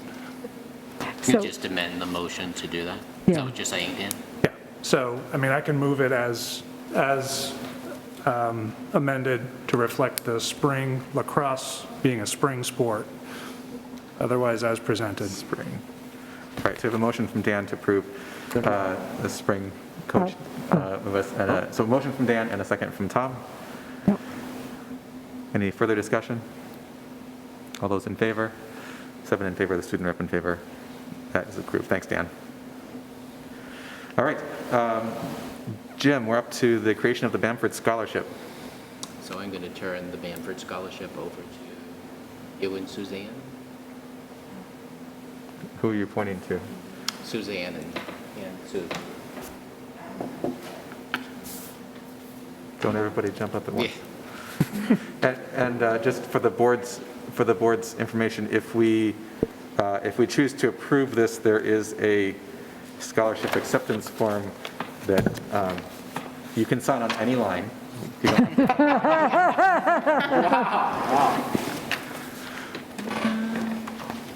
Because of you. So Coach Bamford, I know that this came forward from some alumni in the district, and Coach Bamford has worked within the district for many, many years, and this was an effort to honor his work within the district. He works with the golf team, basketball team, a variety of different teams. He's very active in fundraising. He's currently active in fundraising for the press box. Thank you. I was going to say bleachers, but we have those. The press box. And he's also very active in a variety of different nonprofits in the area. And so I believe that this is just to honor him and his work within the district. I'm happy to answer any questions that you may have, to the best of my ability. Do we have any idea how much the scholarship will be? I do not. That's what I was just asking Sue, if they came forward with the actual amount. I'm not. No, the only thing I see is if there's less than $100, the account will close, but it doesn't say what the amount of the scholarship. All we have here is the qualifications are to be a member of a varsity sports team, carry a minimum 3.0 GPA, and have a record of outstanding community service. Yeah. So they're actively still getting checks from people who are donating, and so a lot of the alumni that were there that evening had made promises to what they were going to donate, but those are still coming in, so the full amount's not known yet. Okay. Is this being organized by the Alumni Association, or? This is being organized by alumni, but I So don't individuals who are alumni, I but don't not believe it's an fully organization. just the alumni organization. So Okay. there's a variety of different alumni that are organizing it. Okay. But it would be a high school administered Yes, it scholarship. would be a high school with, scholarship. The funds deposited with the trustees, the trust funds, and the school board as the agents to approve the awards. Yes. Yep. Okay. So we just need authorization to create it. So just before we do that, the acceptance statement reads, "We, the undersigned members of the school board of the Oyster River Cooperative School District, accept and authorize the creation of the Bamford Scholarship described in the accompanying document." And that's where the qualifications are listed. "We authorize the superintendent of schools to file any forms or documents required in connection with the creation of said scholarship and to take all other lawful actions necessary to ensure that funds associated with the scholarship are expended only for their intended purpose." I'll make that motion. Okay, we have a motion from Denise to approve the Bamford Scholarship and a second from Brian. Any further discussion or questions? Just a thank you to the alumni for their generosity in thinking to how to honor a coach that clearly made a lot of difference in their individual lives in Oyster River programs. So thank you to Coach Bamford and those who recognize him. Yes. All right, all those in favor of creation of the Bamford Scholarship? 7 in favor, the student rep in favor. That is approved. Next item is substitute pay, Jim? So I'm going to ask the board if, just to add one more thing to the negotiation team's plate this year. As Denise and Tom have alluded to in the past, our substitute rate is no longer competitive. And I would just like since we're meeting so often anyway, have the negotiating team work with me to determine what it should be, with the idea of coming back probably at the next meeting with a recommendation of the daily rate. Because right now, We're just not attracting anyone at the current rate. So this would be for next year? No, I'm going to ask you to make a decision in this budget to increase it, Okay. because I don't think we can wait till next year, Tom. Okay. So how does the negotiations committee feel about that additional task? Might as well. What's one more thing? This is our second meeting today already? Oh, is it? Yeah. Any other, so you're looking for motion to direct the Motion from the body negotiation to committee let them, yeah, to authorize recommend it. a new sub pay rate? Denise? Yeah, I'll make the motion for the negotiating team to meet to make a recommendation for the substitute pay rate. We have a motion from Denise, a second from Yussi. Any further discussion? All those in favor? 7 in favor and the student rep in favor. So thank you, negotiations team. And the next item is 360 process for superintendent evaluation. We discussed this. Manifest. Oh, I'm You sorry, can't- manifest review. Can't I skip skipped- over I skipped manifest, my goodness.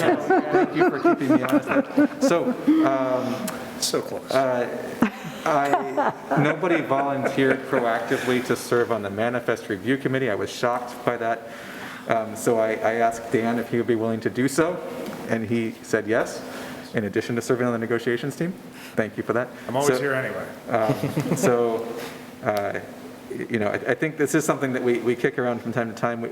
We do want to continue to look at ways to improve the manifest review process and try to streamline that for the school board, but at this point, the point is to appoint Dan and Denise for the manifest review committee for the next 6 months, so I will move that appointment. Second? Second from Tom, thank you for your service over the last 6 months, Tom. Any discussion about the manifest review? All those in favor? 7 in favor, the student rep in favor. Sorry, Dan, Thank you, you did. Dan and Denise. All right, now, 360 review process for the superintendent evaluation. I had drafted up a proposed evaluation tool or input tool based on the categories that are in our superintendent evaluation procedure, and reviewed that with Tom and Brian and Jim last week. It's not really ready for board review yet. There was quite a bit of markup on it, so I've been working on incorporating those red lines into those documents, and we are either going to review those. I think we may just review those offline, or we may meet next week. We'll see how that shakes out. But we'll definitely have those ready for board review at the next meeting. So a couple of the changes that we looked at there, one of them is to break up the groups to have a little bit more resolution. So rather than lump all the staff together, for example, administrators and collective bargaining unit members, to divide those up because the questions are a little bit different between those different groups. So you'll see 2 separate sets of questions for administrators and department heads, department directors, and for collective bargaining unit leads. Similar thing with town administrators and other superintendents, Oyster River town administrators and peer superintendents, split those up because they're really different types of questions. And then another thing that we had discussed last week, our last meeting, that I wanted to highlight as part of the discussion is how we handle information as it comes in. And so after some discussion, the proposal is going to be that I will aggregate the feedback as it comes in, and I'll work with Josh to try to do that as much of that as possible electronically, so that makes it easy. What you will get will be anonymized feedback. So you'll get the number of responses of essentially exceeds, meets, or progressing, to use our competency language. And then the comments that went along with that question, but not identified where they came from. We'll retain that information, and if the school board determines that they need to know where a comment came from, we'll have that and we can provide it. If we share that information with the school board as a whole, we'll also share it with the superintendent. So we'll only pull that if we feel we need that information for for the development of our evaluation of the superintendent. So that's kind of where we're at with the discussion. I don't know, Tom, Brian, Jim, other comments on where we're at with that? No, I think that the bottom line is that when we started refining the questions, we realized that the questions didn't apply to each subgroup. And so we started fine-tuning the questions to match the subgroup that we're asking information from. So I thought Michael did a great job on that, and I think it'll be an interesting process to test. I wasn't at the last meeting, so one of the questions I would have is if you have like a lot of written, I mean, obviously the numerical stuff, that's pretty clear cut. But if you have a lot of written comments, is it just the raw comments that are going to go to so there's going to be no kind of like narratizing those comments? Well, in terms of what comes to the board? Yeah, I guess the reason I said that we had trouble sometimes when we had a lot of written comments, which ones do you quote, if you're trying to pull it together, which ones do you quote, which ones don't you quote, how do you look for patterns in that? It's kind of a tricky thing to do. And, if you give all the raw comments to the person, then that's one thing. So I didn't know whether there was going to be a summary of it, and that's a tricky thing to create. Yeah. So I don't want to filter that information. Okay. In aggregating it. So, and we're not talking about hundreds of comments. We're talking about, at most, 15-ish, I don't remember what the number rolled up to, pieces of information. Mm-hmm. So, question number one, here are the number of ratings in each of the categories, and then here are all the comments that we got on question number one. Something else that we discussed, after you had seen the first draft was I had I don't know 5 or 6 questions, free-form questions at the bottom, and Jim suggested reducing that to 1. You'll see in my next draft that it's 3, so I didn't cut it quite as far as you had suggested, but we can take that one up. So most of the comments hopefully will come along with a specific question that they're aligned with, so that we can see. And honestly, I don't know what we're going to get, right? I don't know how verbose the respondents are going to be. I don't know how verbose the administrators who are sitting in the room here are going to be when they tell us about their interactions with the superintendent. Okay. Well, are you finding that the questions are developmental as well as evaluative, I guess? So it's not only reviewing the past year, but putting suggestions forward? I would say they're primarily evaluative, but not exclusively. Is that a fair, would you agree with that characterization? I guess I would suggest that might be something you add, recognizing space limitations. One of the conversations that we had was, getting comments from people who work with me or who are peer group that don't work directly with me, is really about kind of validating this body's opinion of the superintendent's performance. So getting the 360 feedback isn't to replace the set of you doing your evaluation of me. It's really, you should still, and Michael and I and Brian talked about this, you should still have your conversation like you always do. You should still talk among yourselves like you always do. And in the meantime, you're collecting this feedback, and that feedback will either validate or give you some new thoughts in relation to, how I could improve as a superintendent, that kind of thing. So it's not designed to replace the work that you already do, because you guys put a lot of time and effort into evaluating the superintendent. And you get a comment, from a town manager about, interactions between the school system and the towns. That comment is going to either validate your perception or it's not going to validate your perception. So, it's not, they're not unique, they're interactive.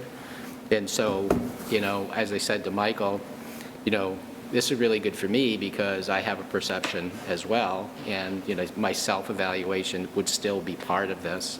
Then you look at all this feedback and you think, oh, all right, well, maybe I'm not doing as good a job communicating with the town leaders as I think I am, and that could give me a place to grow. So going to your question, it is evaluative, but it's also going to provide a vehicle for all of us, including myself, to say, oh, okay, this is a place where I need to pay more attention. But I thought I was doing okay in, but, clearly, I still need to do more there. So I think that's how I see it. Is that how you see it, Michael? Yeah, I would agree with that, yeah. And we can talk about the exact process, but, I would suggest that we meet initially in January to do our first impression or our, sense of the board evaluation discussion before we look at the 360 feedback data, and then, in that context, yeah. So I'm sorry that I don't have something more concrete for the board to look at tonight, but that's the status update there. All right, Denise, we've got policies, and I'm going to suggest that we take the public comment policy and procedures separate from the other two. Yes, I agree. Yeah. I agree. So I will make a motion to approve BEDH and R&R. Well, I do have a couple of small suggestions, so maybe I should say those first before I make the motion. It's on BEDHR, it's just a couple of wording things. So on the R, under where it says at the top, in public comments, the school board seeks to, and then number 1.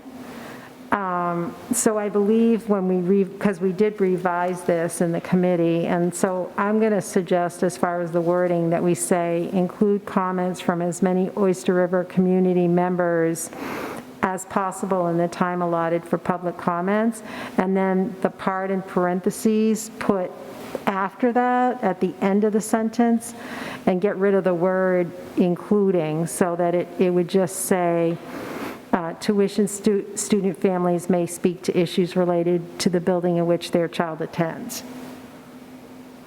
Does that make sense? Okay, so that would be my first suggestion for the wording. And then there's just a typo, fifth paragraph from the bottom. It says the school board chair is responsible for managing time during public comments. Public comments will typically be limited to 3 minutes per person. It should say though, not thought. So those are just the two. I don't know if anybody else has any other revisions to that. On the sign-in form, the BEDH-R1, I would actually like to remove the last column, describe topic and position. And the reason for that is that, based on both legal input from council, as well as some of the materials that the School Boards Association has provided. They did a workshop on public comments not too long ago. I would like to steer completely away from anything that would suggest that we were trying to select input based on the nature of the comments. So if I don't have that information, then I can't, bias the speaker sequence or anything. So I'd like to just remove that, and we'll just have the sign-ins. So I think it would slow down the signing in too, if they have to fill out that column. Yeah, it depends on how small they want to write. But is there any benefit, if we're not able to get to all people who want to speak, to know at least what they came to communicate?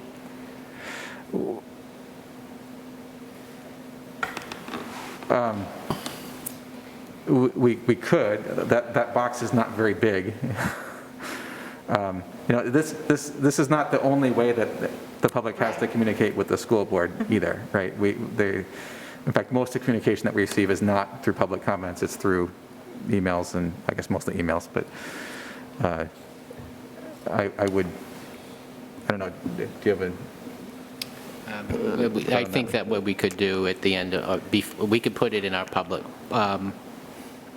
we give the public a brochure, and we would update it based on this policy, and then say, if your comment wasn't heard due to time constraints, you can submit it via email, so they know that if they really wanted to get it to you, there's an avenue to get it to you.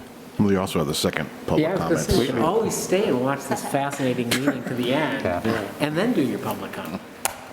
I had one wording clarification. The final paragraph on the bottom of the first page of BEDHR, speakers preventing others from speaking or being heard or disrupting school board meeting. I thought speakers could be changed to individuals because speakers implies that it's only the person at the podium.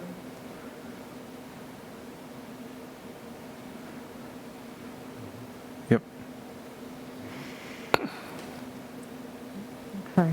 So with those changes, then I would like to make a motion to approve policy BEDH and R document for first read. Second. Does that include the R1? Oh, excuse me, and R1 also. All right, and a second from Tom. All right, any further discussion?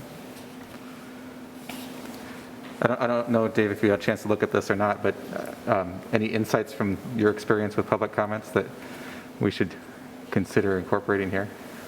No, I don't think there's a right answer, so, I think you're going down the right track. Yeah. All right. Others? Okay, all in favor? 7 in favor and the student rep in favor. That one's approved for first read. We'll take that one up for second read next time. Denise, others? And then I'd like to make a motion to approve policy, policy, I'll start, excuse me. Policy EBB, school safety, and policy GADA, employment references and verification for first read.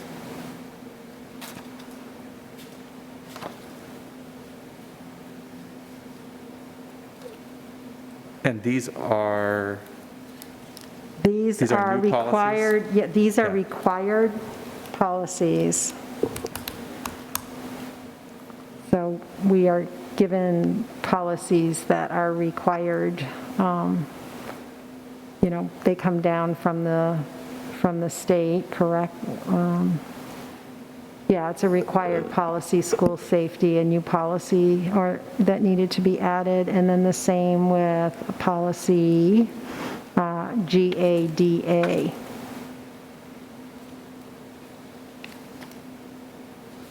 all right. So was there a motion? Yes, I just made the motion to approve them for first read. We have a motion from Denise for EBB and GADA, and a second from Tom. Any questions or discussion there? All those in favor? 7 in favor and the student rep in favor. That's approved. Those two are approved for first read. All right, Jim, that brings us to the School Board Association resolutions. Thank you. So almost immediately after the packet was mailed, we got an update from the New Hampshire School Boards Association, and essentially what was submitted that I thought would be of interest to this board was a resolution submitted by the Keene School Board. And basically, that resolution is calling for the repeal of the so-called divisive concepts bill. And since this body has been incredibly supportive and active in this area, I felt that you, as a board, would probably want to support the Keene School Board. And so I put this in front of you for that consideration, whether this body wants to formally support the Keene School Board in relation to their proposed resolution on HB2 and the divisive concepts bill. What does it mean to officially support a resolution? Just means that Keene can say, and Oyster River supports it, and so forth, and they go right down the list. So I think, Tom, when you did or Dan, when the final gun resolution went through, we ended up with 10 or 20 people school boards that supported it, and after about, 5 years of trying, that finally built the momentum from the School Boards Association to support it. I think that there are enough school boards in the state right now who are really super concerned about the language in HB2 that they want to see it repealed. Denise? It looks like number 12 from Hanover and Dresden school boards is also essentially the same, because it looks like be it resolved, oppose legislation, but not limited to HB 544 or HB 2. So that one also, it looks like it's just another version. So I don't know if we can say that we support both resolutions? You can support both resolutions. The reason I was putting 10 in front of you is it's the one that Barrett Christina felt was the better of the two. Oh, okay. The intents are the same, so you can support both of them. I think what usually happens is, like, if you have similar ones, they'll pick the one that's strongest or most clearly worded, and so I think what'll probably happen is 10 will be voted on, and then the other two will be kind of, they follow the school board recommendation not to support those two. So we've typically, just allowed our representative to the school board's assembly to vote based on their, sense of the board's temperament. Are you, Dan, I think. Well, it was last year. Yeah. I'm not sure we've decided. And Well, so it sounds like we won't have a representative there then, because I think we're well past the registration deadline for this year's convention. Right. So, That's why I thought this was an important resolution to bring before So we're you. not going to have a rep there? I don't believe we will, right? I guess if I didn't know we had overlooked that. So do we just send in a written thing, is that what we're going to do? All right. So, is there an interest in a motion? So I'll make a motion that we send up, I don't know how we're going to write in support for Resolution 10 that's submitted by Keene. I will second that motion.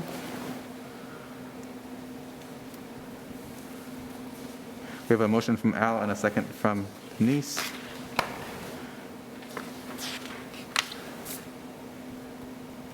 Any further discussion? All those in favor of supporting Keene Resolution number 10? 7 in favor and the student rep in favor. That is, we will support that. All right, any other school board committee updates? Well, I mean, as Jim has alluded, the negotiation committee, we've met with ORPAS, we've met with ARESPA, and we've met with the Teachers Guild twice. So it's pretty busy. I think, what we heard from the administrative staff, particularly in terms of how difficult or challenging it is in this environment for staffing, is really the main theme that we're having through negotiations. And I would say it's been incredibly cordial and good, so. Brian? Oh, go ahead. Middle school, like Jim said, is moving along pretty swiftly. So we're scheduling another tour on the 29th of October. It's a Friday at 3:15. It's the same day that the middle school students are going to be touring, so we're coming at the tail end of that. But if you've been on even the last two tours or 2 tours ago, it's going to be quite a change from what you see. And the 4th floor is almost done. 3rd floor is getting pretty good to be getting done. If you've seen the engineering reports that come out, it's moving fast.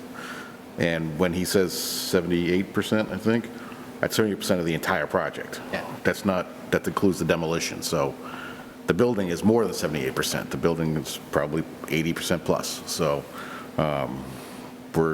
it's moving fast and furious. So if you haven't seen it yet, now's your time. So, Olivia, let me you're know. welcome to attend that as a board member. And Dave, if you want to extend that invitation to your board the 29th, then more than welcome. It's 3:15. We'll supply the helmets. The hard hats. Yeah, that should be interesting, yeah. Denise? Just that policy committee is meeting next Wednesday. Yeah, I'm not sure what policies we'll have on our agenda, but They're always interesting. they are always interesting, yes. I know we have a few that we still have on the kind of the back burner that we haven't forgotten about, so. What's noted as under development is distance education and the Yeah. policy development, policy adoption, and policy review Yeah. policies. Policy about policies. Recursive Neither excitement. of which are on the agenda for the next week, because No, so that's not actually what's on there. They're out in the administrative Okay. areas getting reviewed, so we have different ones for the meeting. Okay, all right. Other committee updates? Any public comment? We've got closing actions at the bottom here. We have a regular meeting October 20th, right here. One thing I want to note about that meeting is that we will have a presentation on the sustainability report that was included in the packet, I don't know, 1 or 2 meetings ago. That is a very long report, so if you want to start your reading, you've already got that to get through that, but we'll have an opportunity to ask some questions about that. That'll be a remote presentation. Will Maggie be here as well for that? Maggie will be here, and Sue, and we're playing around with how the presentation will be done. It might be a recorded presentation where she comes in live on a telephone, so we can guarantee the video. For Q&A, yeah, okay. All right, and then we've got that budget workshop and the next meeting after that in November 3rd. And then following adjournment, we do have collective bargaining discussion, non-meeting, so. With that, we have a motion to adjourn. Motion from Brian, second from Tom. All those in favor? 7 in favor, student rep in favor, we are adjourned.